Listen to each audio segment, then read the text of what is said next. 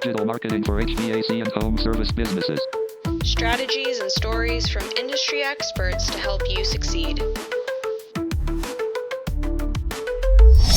Aloha, I'm here with Kyle Grossberger, owner, founder, Pristine Turf. My name, Ryan Kearney, your host. Kyle, welcome to the show. Thank you, Ryan. I appreciate you having me here. So Kyle and I met through I appreciate you coming. Of course. Appreciate you being on the show. Kyle and I met through a social media marketing program that we both became a part of. So Tyler is who we owe thank you to introducing us.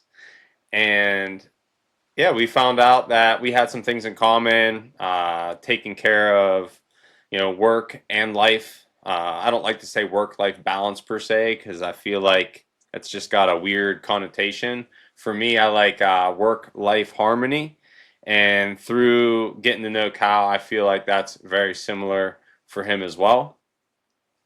Kyle, what's it been like the last week in Phoenix in the turf business? It's been pretty warm, huh? It has been crispy. I think we just hit 117 this last week. So hot is an understatement, but we've been grinding through it, and yeah, the Arizona heat has been throwing us some curveballs, that's for sure. Nice. Well, for those who aren't real familiar yet with what your company does, if you can let us know what you all do, that'd be great. Yeah, so we clean, sanitize, and eliminate odors and maintain artificial grass. So here in Arizona, you can imagine the real grass game isn't super strong. There's tons of incentives locally and through local municipalities that really incentivize people to switch over from real grass to artificial turf. But a lot of folks have dogs, right? And those dogs make that turf smelly. And so we come in, we clean it, we sanitize it, we get rid of those odors so they can get back to enjoying their backyards. Oh, that's awesome. So take me back to the beginning. I never thought turf. I never would have thought turf cleaning would be a business all in of itself. Please take me back to what gave you the idea to get started, and what made you think that there was a need for the service that you're offering. Yeah, so it literally started in my backyard. I was with my wife, we were floating in the pool, and I looked at her and I was like, what is that smell? Right? And we've got a little French bulldog, and realized, oh my gosh, my turf smells, and I've got to figure out how to do this, right? I've got to figure out what to do. And so I'm a big DIY guy, and grew up in a blue collar household, and so I was kind of always taught something goes wrong, got to figure out how to fix it. Yeah. So I went off the deep end, right? Like a lot of entrepreneurs, where you just, and a business it wasn't even in the cards initially. It was, how do I just fix my problem? And so I did weeks and weeks and months of research and figured out, okay, what do I need to do? Clean my turf. And I was over at Buddy's house. And this is maybe the week after I'd cleaned my turf, and I was in the backyard and we were just kind of hanging out. And I was like, did you know your turf smells? And he's like, actually, I did know that. Thank you for calling that out. And I was like, hey, you know what? If you want, I can clean it for you. And he was like, okay, I would love for you to come and clean my turf. So I did, and then I cleaned a neighbor's, and it was like this snowball of, oh my gosh, there actually might be a business here. Yeah. And that's literally how it all began. So you figured out how to solve the problem for yourself. You're over your buddy's house. Y'all are just hanging out, having a barbecue. What's the setting there when you let him know he has a stinky turf? That was exactly it. I mean, we're hanging, and it was like, it wasn't super hot out, but it was just one of those things. We're just kind of hanging out in the backyard, and I think we were having a soda or beer at the time, and it was just one of those things going, hey, I'd love to help you out. Let me see if it worked for me. Let me see if it works for you.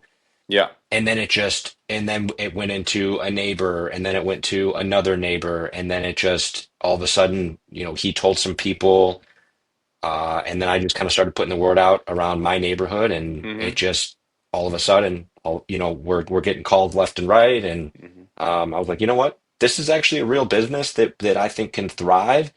And then we started doing a little bit more research, and we realized, oh my gosh, there are incentives to flip over to turf. Um, Turf is everywhere, Yeah. and everybody has pets, and so we just Mm-hmm. realized, man, well, this is actually something we can truly turn into a viable business. Nice. So you mentioned we started getting calls. Tell me about we. Who is we? Yes. So I'm certainly the one doing the work, but my wife Angela, she is the backbone to this business. So she handles all of our social media and marketing and the branding of the company.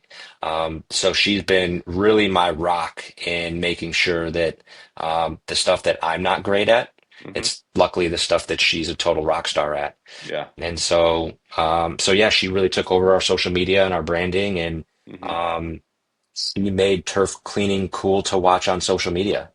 And it's been awesome just seeing her shine and learn the Mm-hmm. skill set that she's got as well. Oh, that's really cool. Love hearing y'all work together. My wife and I work Oh yeah. together as well.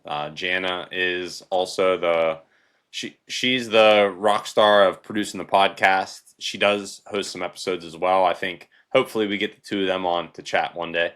Um, Oh, that'd be but epic. yeah, so you said you got started helping neighbors. I wanted to dive into the we there. I Yep. feel like now I see someone else in your Instagram videos and stuff like that. The team is growing, it seems. Yep. Yeah, Cool. so this year, back in January, yeah, we hired our first full-time employee. Hmm. So it's been awesome being able to watch this business scale, and he's loving it too. So it's just one of those tangible Hmm. services that you come in and you see something that there's an issue, and when you're done, that issue's been resolved, Hmm. and the clients are always super stoked about it. And so as you know, for me, it's that true tangible outcome Yeah, that's super rewarding. that's awesome. And you mentioned it wasn't a super hot day the first day that you solved this issue for your buddy. Is that something where the No. hotter it is, the stinkier the turf will be, or how does that work? Yeah, Okay. that's a perfect assumption. So Hmm. yeah, so as the temperatures rise, what happens is it bakes in the uric acid in the urine that's Hmm. dried in the turf, and then that just causes this release of ammonia, Hmm. and it smells just this rotten, nasty funk. Hmm. And so as the heat just bakes in and the bacteria grows and that uric acid is just cooking away, Hmm. it that's usually when the smells get worse. And then the other piece that would make really smells worse is when we get that monsoon season here in Arizona, Okay. which then that just spreads the urine throughout the turf, and then those and then now you have humidity, right? Yeah. And now those odors are just getting gnarly. Yeah. What were you up to before you started the business? It's a good question. So Yeah. I was doing HR consulting. Hmm. So I'm actually a data guy at heart. Hmm. And so I was one of the folks in corporate that did a ton of research on pay Hmm. and designing pay programs, ensuring there's pay transparency, pay equity, and all of, corporate pay programs. So Hmm. I was really a data monkey, and Hmm. did kind of some consulting here or there with them as well. But it was a lot of like data research. Oh, cool. And I'm sure you get to apply that enough in your business. Being a business owner myself, I feel like there's always data points that are getting thrown at us, whether it's someone trying Oh yeah. to help us with something or illuminate how their potential product or service could help us. They're presenting some data to us. So that's Yep. awesome. I'm kind of similar. My background's in accounting, so I've bachelor's in accounting and approach a lot of marketing things from like the ROI standpoint. Not necessarily the most Yep. creative person in the room usually, but I've got a lot better with that. And then my team is really helping me out with the creative, especially my wife and business partner Yep. Thomas. Yeah. That's awesome. So, oh, appreciate that. I wanted to Yeah. kind of dive in because I didn't know a whole lot about turf cleaning before I joined the social media marketing group. and there's two Mhm. y'all in the group who offer this service. So I started to learn a little bit more. Yeah. But what are some of the what are some of the misconceptions that a lot of people have around turf and turf cleaning and how all this works? I mean, uh, I don't have turf, but my father-in-law has turf, Mhm. and I never saw anyone come through and clean the turf. But he doesn't have dogs. They're in his front Yeah. yard. He has signs up saying, "Please don't let your dogs pee or poop on my turf." So yeah, please share with me that what's going on in the turf world, misconceptions, what's going on out there. Yeah. So, turf just is baking in the sun, right? Mm-hmm. And it's essentially outdoor carpet.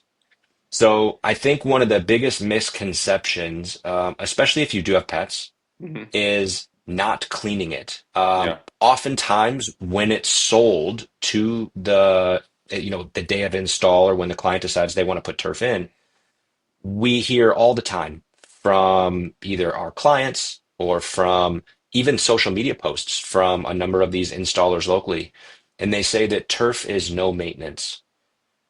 Turf is low maintenance. It's not no maintenance. And Mm-hmm. so, they're kind of sold, hey, this is a no maintenance option, even if you have dogs. I've heard some turf installers say, if it's pee, let it be, Mm-hmm. which is just unfortunately that just isn't true because it's outdoor carpet. And so as these dogs continue to pee on it, Mm-hmm. um, it's going to smell. It would be the equivalent if your dog was peeing on, your rug in your living room every single day, 3, 4 times a day Oh for wow. 4, 5, or 6 years. It's gonna smell, Mm-hmm. even though it's outside. And here in Arizona, we don't get enough rain to really wash away the turf Yeah. consistently, or really heavy rain. So it just bakes into the turf and it just causes some super funky smells. Mm-hmm. Um, and if you don't have pets, we have to think about, there's tons of mesquite trees or palo verdes that drop tons and tons of leaves. Even the palm trees are dropping little beads throughout the turf. And you want to get that stuff out so it isn't decomposing in the turf. Mm-hmm. Because once it starts decomposing in the turf, just through the natural process, that's going to attract bacteria and bugs. And then once you've got bugs in your turf, that's going to attract birds, which Mm-hmm. then turns into like this old country buffet for birds. So then they're still going to be going to the bathroom on the turf, and it just isn't sanitary. So even getting that stuff out on a semi-frequent basis Yeah. helps prolong the life of your turf and Mm-hmm. prevents mold and mildew build up, things like that. Well, you already answered my next question. I was like, what's the consequence of not cleaning your turf? It sounds like mold, mildew buildup, bacteria, Oh yeah. attracting some critters to find food in there, and then those critters are gonna be pooing and peeing all in the turf. I Yeah, feel that like that it's spot on. yeah, I feel like I could have been possibly sold on the idea that, excuse me, that the turf doesn't need maintenance. Like if someone was like, "Oh yeah, Yeah. the sun just cooks it all away," I'd be like, "Oh yeah, it makes sense. The sun's super strong." Um, so, but yeah, the more and more I think about it, especially being here with you, it's like I've definitely been around some stinky turfs, and I just assumed like, Yeah. no, they just need to spray it off, and there wasn't this whole process that goes into it. That being said, there's probably some people who have never cleaned their turf before that are listening to this today, Yeah. or in considering it. So, what does that like? I'm thinking of it. Maybe it's a lot more work the first time they do it versus if they've been maintaining it over time.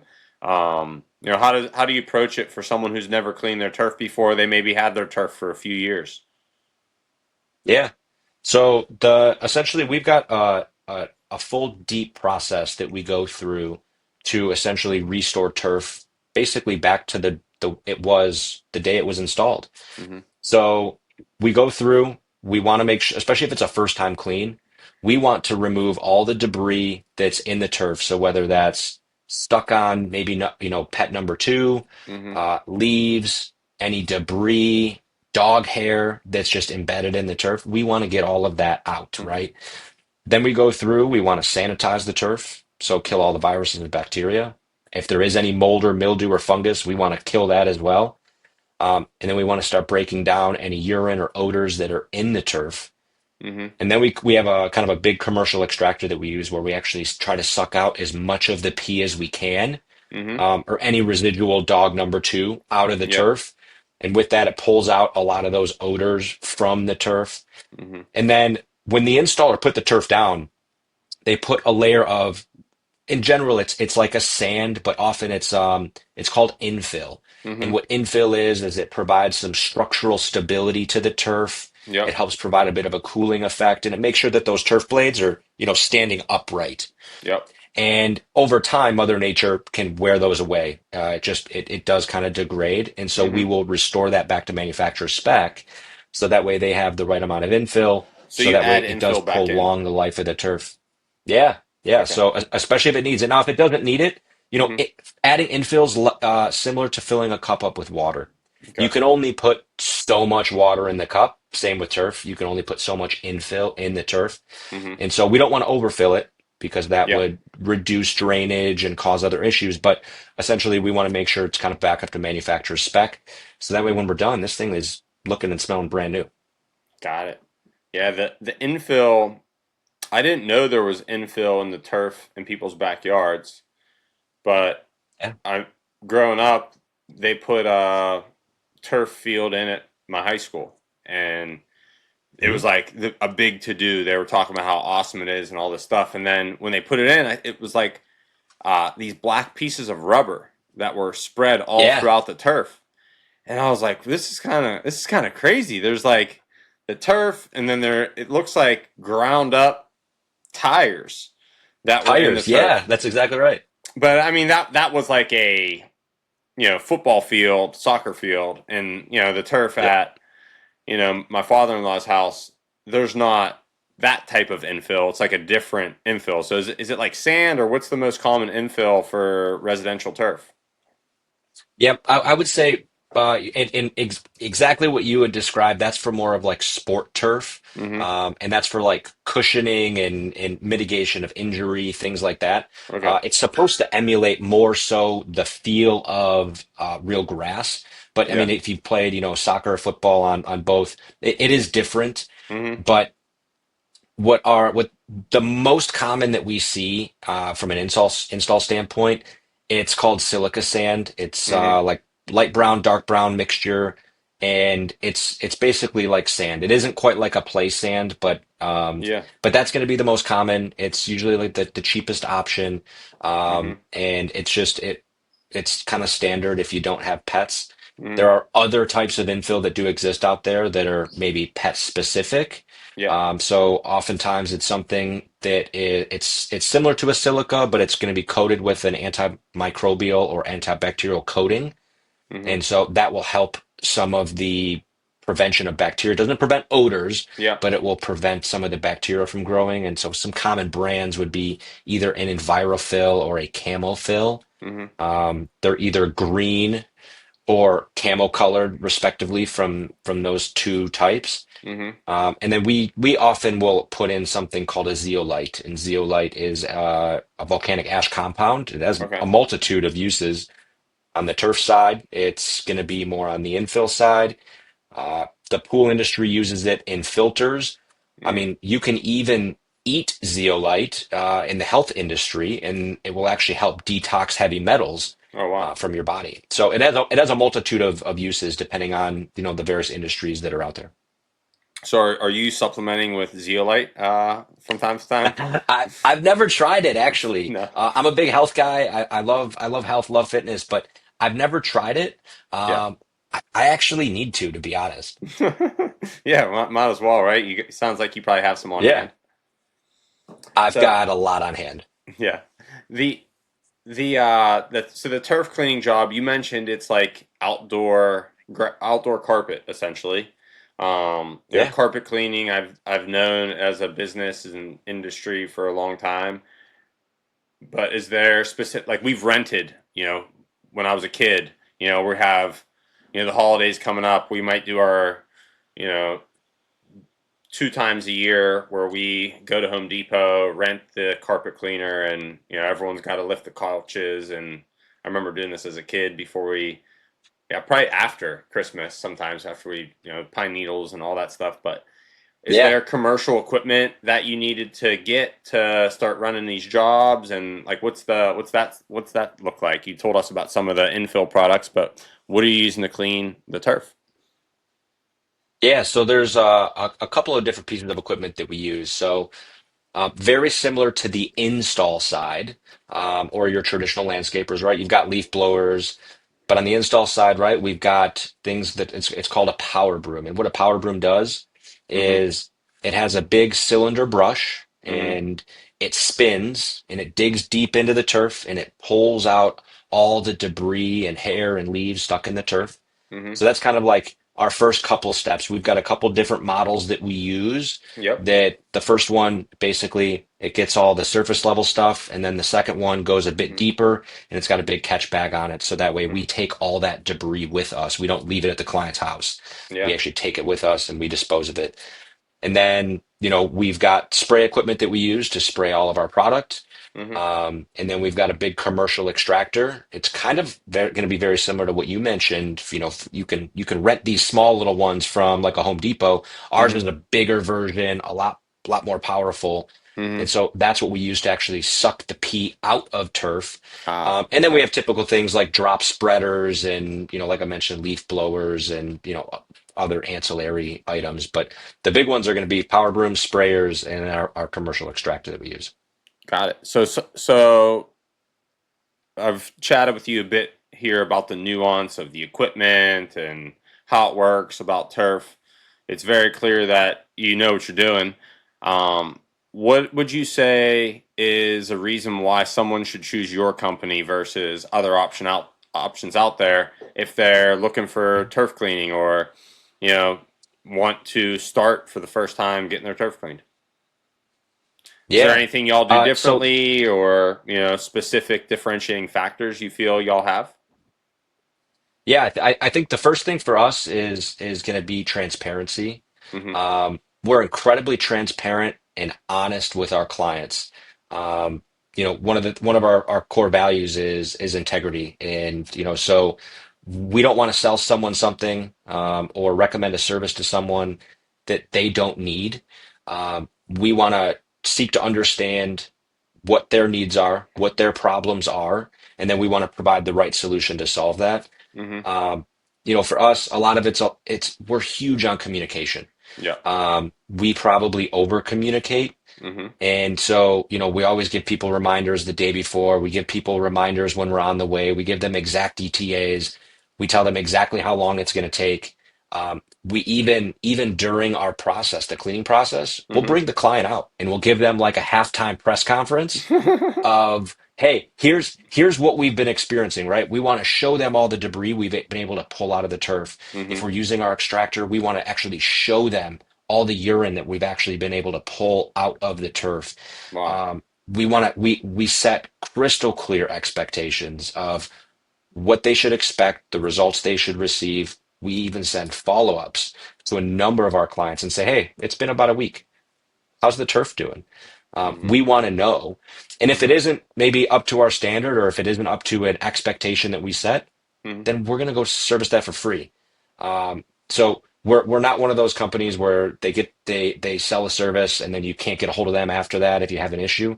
Yep. We're with them for the life of the client, and we really want to make sure that we can always go above and beyond for Mm-hmm. everything that we do. Oh, that's awesome. So transparency, a little bit of education, and going above and beyond on the customer service side of things Oh yeah. sounds like what people will get to experience if they work with you. Absolutely. And at the end of the day, we're regular people just like they are, and we love to get to know our clients. Mm-hmm. We had a client that we were working with today. He tore his meniscus. He just had meniscus surgery on Friday. Wow. So, we're asking, what PT are you going to? What Mm-hmm. location? What's the treatment plan look like? We want to get to know our clients. Mm-hmm. And so even if they don't use our services again, we want to make sure that we leave that long lasting impression that, we were just stand up individuals and we got to know them just as much as they got to know us. Totally. So that client that you got to know about their operation they had and all that stuff, do people usually like to banter and open up generally, or are people kind of, not home that much? Like, how often do you get that FaceTime or you get to give that halftime press conference and stuff like that? Yeah, it totally depends if it's, if especially with a lot more folks working from home, Yeah. that has given us the opportunity to spend a little bit more time with our clients. And the first time that we service them, we always ask that they are home when we do Hmm. the initial inspection, Yeah. especially because we're coming into their home, right? They're, we're in their yards, we're walking around. We want to get to know them, Hmm. and so we always request that for the first service. Now, Hmm. after that, if they're not home, totally cool. We Yeah. understand people have lives. Yeah. If they need to go run errands, go to work, etc. Hmm. But with the work from home era has really helped us do that, and Hmm. especially if we are servicing on the weekends, they're usually home, and so then we get to, we get an opportunity just to chat with them and get to know the client, their spouse, if they have any kids, Hmm. and really just, get to build that relationship because we've realized that people want to work with people. Yeah. They don't want to work with just a business, and so Totally. that's been kind of a cornerstone for us. That's awesome.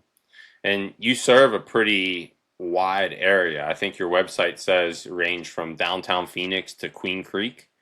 Is that correct? Man, man, we service the whole East and West Valley, South Side, North Side, I you was name it, we're there.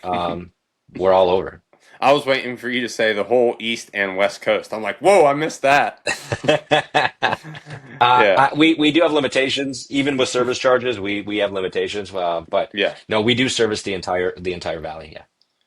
And is there specific areas that you have, a desire to have more clients, or do you all have like a sweet spot where you're able to get to things quicker, more short notice? I got stinky turf.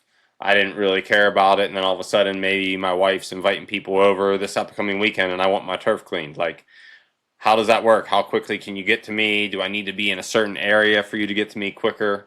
Versus, like, maybe if I'm out in Queen Creek, I got to give you a call more in advance. Yeah, luckily we're able to pretty much service the Hmm. whole valley fairly quickly. Usually we can get you in less than a week. Sometimes it can be next day.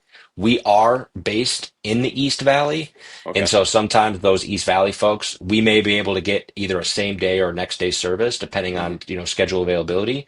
But even the folks on the West Side, we can usually get them in with just a couple days, usually within that 1 week period. So Hmm. even and if there is that special event that the wife scheduled, Yeah. uh, we can usually make pull some strings and make sure we get you taken care of. Yeah, get that turf smelling right. No one wants to be out here caught That's with right. stinky turf. The only thing worse than that No, might be having no. some stinky breath. The the so the turf cleaning industry, I didn't know it was a thing. I joined a social media marketing group, and then I met two people who do this.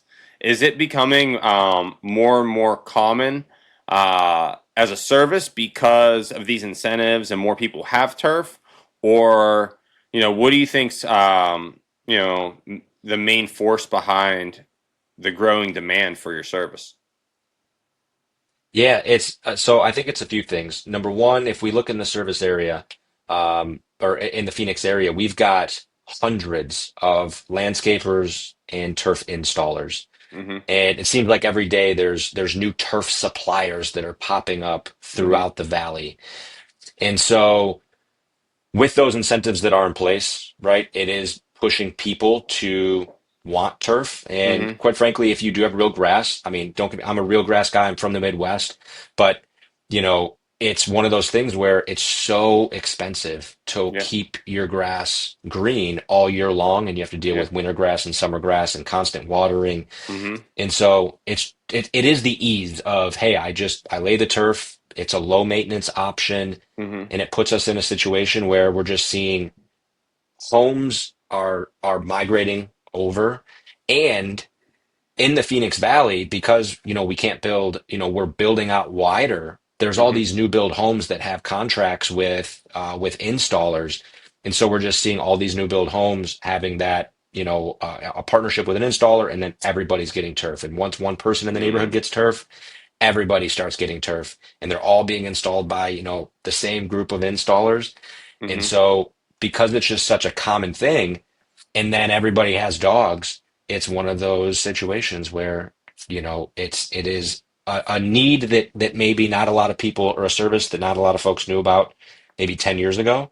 Yeah. But it's just becoming this growing industry that has really now become almost a necessity.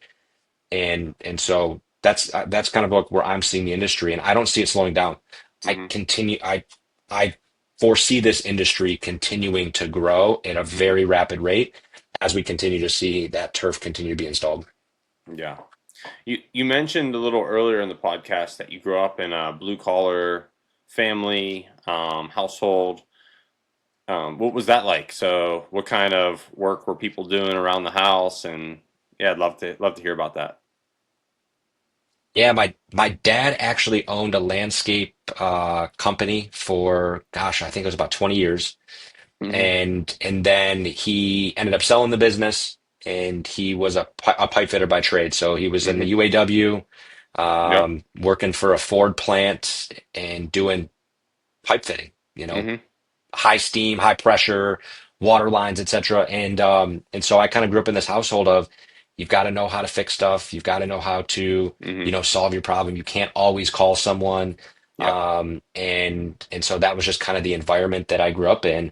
Hmm. And I since that was just instilled in me and at an Yeah. early age, right? I mean, I remember, got to learn how to change your tires, got to know how to change your oil, got to know how to change an outlet, got to know how to do like these just like basic things that everybody should know how to do, because you just don't want to get stuck with your pants down in a way in Yeah. like these situations and not know how to handle some of those situations. Hmm. Yeah, it makes sense. And the landscaping business that your dad had when you were growing up, Mhm. did he have you working in the business here and there? Did he have me working in the business? Yeah, Of course did he he? did. 100%. I mean, I remember being, gosh, no older than 4 or 5, Hmm. and I was out there planting flowers, right? And he showed me, right, here's how you dig the hole, here's how Hmm. you put the flower. And so like I remember doing flower beds with my dad, Hmm. and he had like ride behind lawnmowers where you'd stand on it and like the Hmm. lawnmower would just kind of drive you. Yeah. And he'd put me right in front of him, and I'd be riding the lawnmower with him. And then in the winters, since I grew up in Michigan, Hmm. um, he didn't do landscaping, and so then he did plowing and salt. Hmm. And so I remember like those are some of my fondest memories as a kid, because we'd go to Speedway, like the gas station back in Michigan. He'd get me a Hmm. hot cocoa. It's 10 degrees outside and it's snowing, and we just go plow at Hmm. night. And I didn't last long. I fell asleep after probably Yeah. 15 minutes, but whatever. I felt like I was working. I got to Yeah. push the plow button. But I mean that just growing up with my dad, like in that household, it was just one of those things where you got to learn how to do stuff. So but I never felt like it was work when I went to work with my dad. It was just got to hang out with my dad. Yeah. That's awesome. The What's your dad up to nowadays? Oh, he's retired. Retired? Yeah.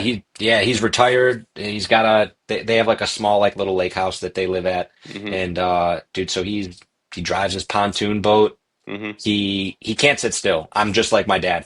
He can't sit still. So he's every day he's got a project. Hmm. And he's either mowing the lawn, he's probably planting stuff right now. He still takes care of his garden. Hmm. He's working on something, updating something, painting something. He can't sit still. So he's living his best life now in retirement.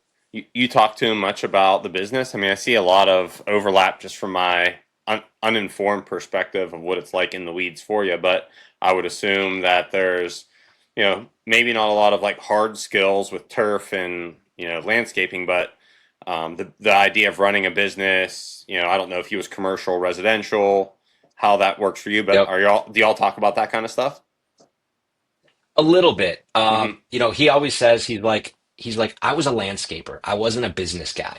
Mm-hmm. So it's kind of funny. Like he did it for a long time and it was a successful business, but he was just more of, I just like doing the thing, right? I like Mm-hmm. mowing lawns. I like I like he went to school for landscape architecture. So for him, Yeah.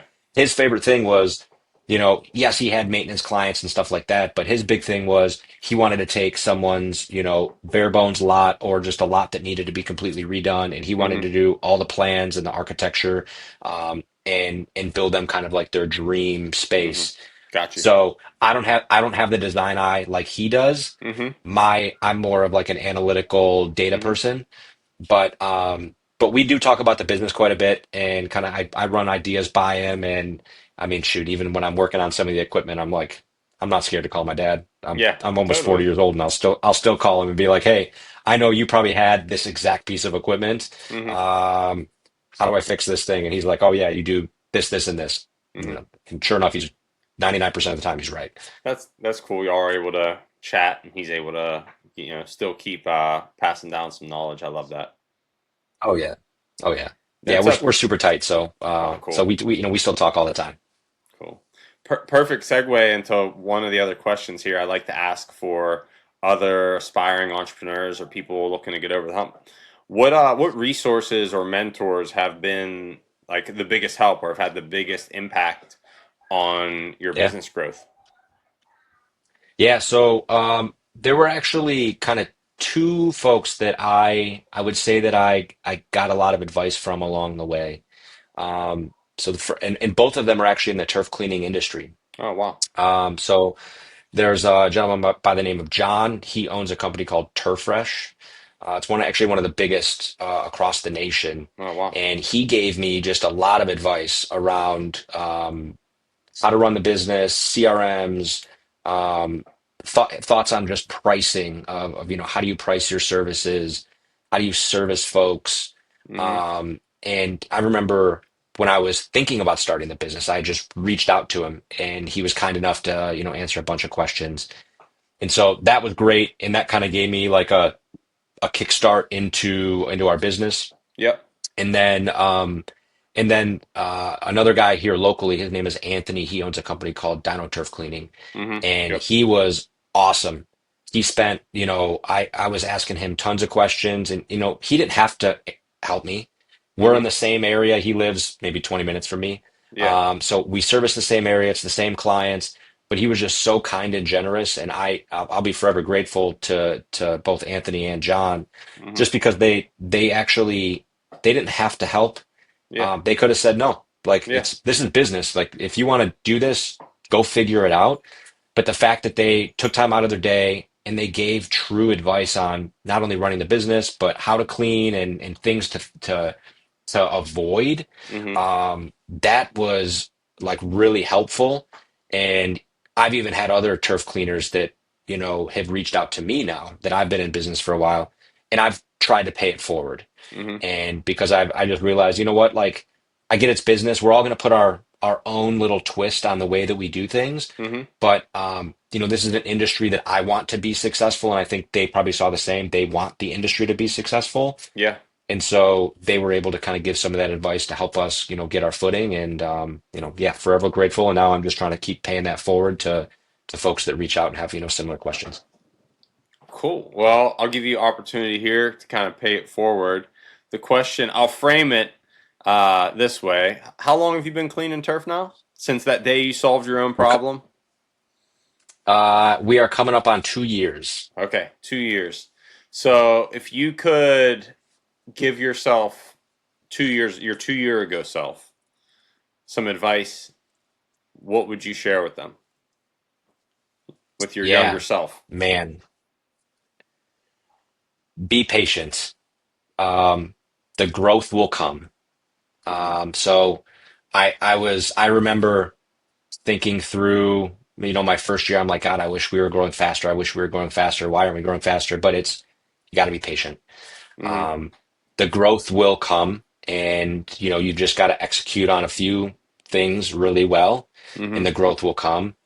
Um, the other piece I would say is, don't be scared to make mistakes, and don't Mm-hmm. beat yourself up if you do make mistakes. Mm-hmm. Um, I remember the first time I got a call back because someone's turf still smelled, a week or two later. Mm-hmm. And I was so down on myself. Like, oh my gosh, I can't believe this happened. Beating myself up. I literally lost sleep. My wife was like, actually really upset at me. She's like, I can't believe you're losing sleep on this. It's not, Yeah. it's okay, right? And she was really helping me saying like, it's okay. We'll fix it. It's not a big deal. Hmm. And so, but I wanted perfection, right? Yeah. And so, be patient. You're going to make mistakes, and it's not the way that I look at it is it's how do you learn from that and Hmm. how do you rectify it? And so you go and you fix the problem, you learn from it, you learn what not to do for the next time, and you move Hmm. on. Yeah. Um, but I think it, but I will say this, if I'm being real here, Yeah. um, even if I told my younger self to be Hmm. patient and don't be scared to make mistakes, Yeah. I almost feel like it's one of those things where you have to live it Hmm. in order for it to really sink in. Yeah. And so even if I told myself that, I would have been like, yeah, yeah, yeah, whatever, whatever. Uh, but I feel like it's one of those learning experiences that you've got to go through to really kind of earn those chops. Go through to grow through, You got hey, I'm still waiting for a growth spurt, so but you got to huh? go through them to get from point A to point B. There you go. What's your favorite part of the job? What makes it worth all the hard work? Dude, it's the tangible outcome of and it's really it's personally it's the tangible outcome of just seeing the transformation, Hmm. but what makes it the most like just so worth it is you have these clients that are just so frustrated and so upset because they spent thousands of dollars on their backyard and they're like, I can't even enjoy it. I can't sit out and have a cup of coffee in the morning. I can't grill in my backyard because it smells bad. I can't have Yeah. friends over in my pool or my hot tub because it smells bad. Yeah. And so for us to give our clients their backyard back Hmm. is so rewarding. Yeah. And they're going, why didn't I call you sooner? Why didn't I Google this sooner? I wish I Hmm. would have just typed in turf cleaning near me sooner. Yeah. And that I would have been able to, been drinking my coffee out here 2 years ago. Hmm. So it's just so cool seeing these clients that are so frustrated. And so you just take like this stinky situation and you just turn it into, man, I've got my backyard back. This is so cool. Yeah. I love that. That the tangible outcome, because I can only imagine what it would be like to have a backyard that smells like dog number two. That's the politically correct, it Yeah. sounds like, way to say it. You taught me Yeah. that. I was saying dog poo, but dog number two. And then you come through and it smells nice. And I'm like, that's awesome. And it's probably within a few hours or half a day or whatever, depending on the size. So it's just to have Yeah. that Yeah. outcome that not only you can touch but you can smell is really Yeah. cool. And the cool part is when we're done, you actually can touch your turf again because Hmm. it's actually clean. Yeah. We one of our worst clients, not the client, but the turf. The client Uh-huh. was amazing. Yeah. Um, she had like an older pit bull, and he had cancer, Mm. and he was on a ton a ton of treatment, right? Yeah. And the treatment was not reacting super well with his GI tract, and Hmm. so he had to basically leave the door open because he had to always be able to go outside because he just was going number two all the time. Hmm. And when we showed up to this client's home, um, we didn't even get into the backyard. We just got to the gate to Hmm. go into the backyard, and you could smell it. Hmm. And it was just like, oh, this could be bad, right? And we Yeah. actually nicknamed this turf Chernobyl. And we walked back there, and it was, I mean, probably 40% of the surface area was just liquid number two. Nuclear. It's And the dog nuclear. had just, oh, it was legitimately it was nuclear. And so it was just so cool when we were done. And she left a review on this, and she said, I actually could now sit in my backyard and enjoy coffee again. I haven't been able to do it. Yeah. And to me, that's just so rewarding that even it's not a great situation, um, just someone to act, to have some light in a Hmm. situation like this was just amazing. Yeah. That's awesome that she was able to not only for herself but her dog probably yeah, they don't mind it as much, but probably a little nicer for the dog too. Well, and if you think about it, right, the dog's, when you're the dog's walking on it all the time, right? And then they're hmm walking back in the Back in the house. house. So back in the house, they're just tracking it all back in. So, Yeah, it's good to get that stuff taken care of so that way that doesn't happen. yeah. Have there been any moments where you doubted yourself, you had to overcome it, and if so, doubted yourself, the business, the concept, the market, how do you push through? Like, what do you go to in those times? Dude, I usually go to my wife, hmm to be honest. Yeah. She's, like I said earlier, she's kind of been my rock. Um, there have been a number of times that I've doubted either myself or the business and really wondering, like, is this something that we can do? Is it? And I think a lot of business owners go through this hmm where there's the trials and tribulations that they experience and they're like, how do I get over this? But a lot of it has just been, I'm someone, I always have to internalize something hmm and then I can communicate it. Yeah. And so I've been able to just really spend, a lot of those late nights having those conversations with my wife and talking through those issues. Yeah. And, she's oftentimes more just so on point and just able to dissect the real root cause hmm and go, okay, well, if this is something that you're doubting, how do we get over that? What do we need to fix? What needs to change? And so, where I may focus on the problem, but then she can say, okay, well, what's the root cause? And then now let's focus on the solution to get us to the next stage. Yeah. So, certainly there's, mentorships that a lot of folks have with me. It's been, my wife, which has been awesome because she's been able to talk me off the ledge sometimes, right? Yeah. And even sometimes the doubt that comes in, it's because, like I mentioned before, you make a mistake, right? Or someone has a hmm call, there's a callback, and you just beat yourself up over it, but then you just realize, hmm okay, we made a mistake. It wasn't the outcome we wanted. And guess what? We can always get over that and we fix it and we hmm move on. And so yeah, she's been the rock for sure. Oh, that's awesome. Angela, right? Angela, yes. Angela the Rock. Thank you for supporting Kyle here. We got some rapid fire questions here, and I'm going to weave in a little bit of you referenced having an interest in health and wellness, things like that. So how does that work into your morning routine? I feel like that's a huge part of people's morning routine. So if you can give us the 60-second version of your morning routine, walk us through how you like to start your days. Oh, dude, I love mornings now. So goes off. The first thing I do, salt water with lemon in it. Mm-hmm. Get the day going. Get the coffee after that, and then I'm straight to the gym.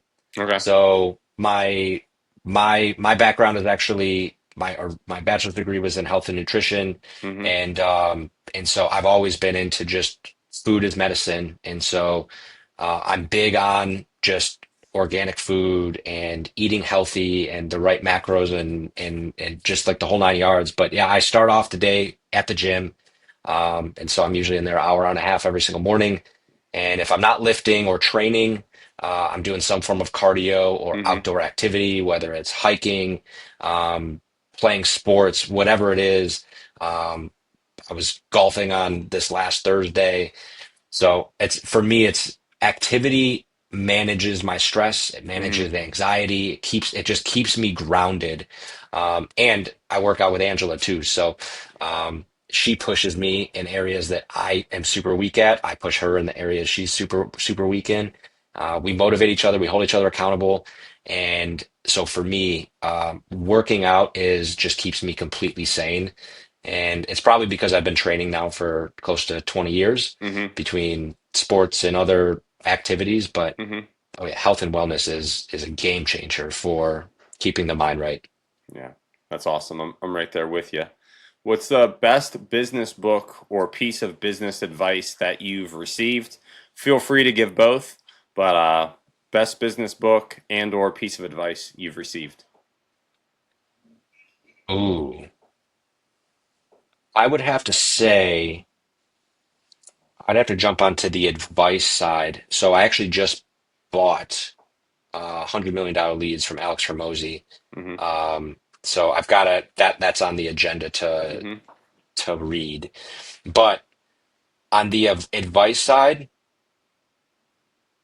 it has been so I think there's two things. Number one, I got a piece of advice around number one, doing something that you love and not chasing money. Mm-hmm. Um, and so it was, that's why I went into this because when I'm cleaning turf, it's Mm-hmm. therapeutic for me. Mm-hmm. And so I don't feel like I'm working. Mm-hmm. I'm enjoying myself. I'm either listening to a podcast, I'm listening to music, I'm doing some sort of education on something. And so doing something that you love and not chasing a paycheck is something that I found incredibly helpful.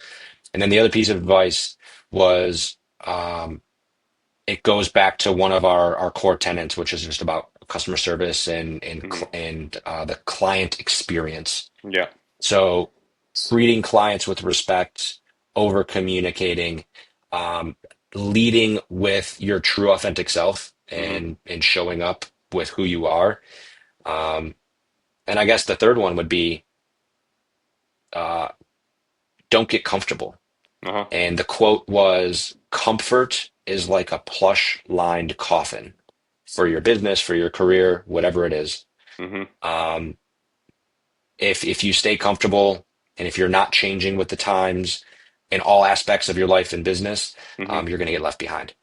And so still continue to grow, still continue to drive and really keep pushing forward. True that. I gotta say I completely agree with you on the comfort side of things, and feel like most days I feel like I feel good about having like one comfort day a week where it's all comfortable. But other than that, Yeah. I'm with you. What's one app you couldn't run your business without? Ooh. Uh,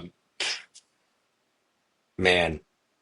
I use two apps that keep me three apps, but two main ones. So we use Field Routes for our CRM, Mm-hmm. and so Field Routes has been awesome for us, just a total game changer. So I always know what's going on, tracking everything. Mm-hmm. Um, our merchant services app for sure, but then we have a really cool app that we use called Cam to Plan, which that's what we use to measure all of our client yards. Mm-hmm. Um, so rather than like walking with like a little wheel, Mm-hmm. right? Um, it's just like a digital app on the iPhone that allows us to go through and exactly measure square footage. So we make sure that we're quoting our clients, Mm-hmm. you know, to perfection. That's cool. Yeah. Is that something you just basically take a picture and it spits you out a number, or? No, you just kind of walk the perimeter and Oh, it cool. literally just measures the square footage. And I guess, one that I missed that I probably use a lot, I use ChatGPT all the time. Okay. Chat GPT. There it I is. talk to I talk to ChatGPT like it's my digital assistant. I ask it everything all the time. Awesome. So I love I that. can't believe I didn't even think about that. Yeah, it's if I don't have an assistant, but if I did, it's ChatGPT for sure. Hmm. I love that. And what about what do I have here?